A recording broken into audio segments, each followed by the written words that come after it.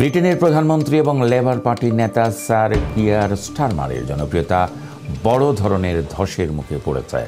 সাম্প্রতিক এক জরিপে দেখা গেছে মাত্র 16% মানুষ তাঁর প্রতি ইতিবাচক দৃষ্টিভঙ্গি পোষণ করেন। জরিপ অনুযায়ী এই পতন মূলত লেবার সমর্থকদের মধ্যেই বেশি লক্ষ্য করা গেছে। এপ্রিলের মাঝামাঝি সময়ে যেখানে 62% লেবার ভোটার স্টারমারের প্রতি সহানুভূতিশীল ছিলেন, এখন তা নেমে এসেছে 45%। একই সময়ে তার প্রতি বিরূপ মনোভাব প্রকাশ করেছেন 50% লেবার ভোটার। প্রথমবারের মতো এমন হলো যে লেবার সমর্থকদের মধ্যেই স্টারমারের জনপ্রিয়তায় নেতিবাচক প্রভাব পড়ল। অন্যদিকে রিফর্ম ইউকের দলের নেতা নাইজেল ফারাজের জনপ্রিয়তা তুলনামূলকভাবে বেড়েছে।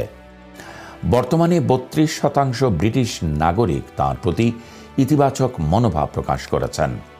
ইউগো বলছে, স্টারমারের জনপ্রিয়তা যেভাবে লেবার সমর্থকদের মধ্যে কমেছে, ফারাজের জনপ্রিয়তা বৃদ্ধি তেমনি সব দলের ভোটারদের মধ্যে লক্ষণীয়।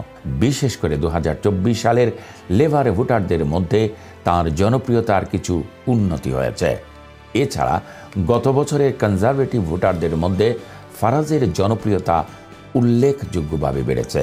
মার্চ মাসে রুপার্ড লোর সঙ্গে তাঁর প্রকাশ্যে দ্বন্দ্বের পর একসময় রিফর্ম ইউকের সমর্থকদের মধ্যেও কিছুটা জনপ্রিয়তা হ্রাস পেয়েছিল। তবে বর্তমানে সে পরিস্থিতি কাটিয়ে উঠছেন ফারাজ।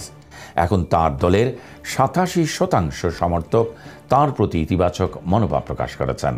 এই জরিপ থেকে স্পষ্ট যে ব্রিটিশ রাজনীতিতে নেতৃত্ব নিয়ে ভোটারদের মনোভাব দ্রুত পরিবর্তন হচ্ছে এবং আসন্ন নির্বাচনকে সামনে রেখে এটি বড় ধরনের প্রভাব ফেলতে পারে।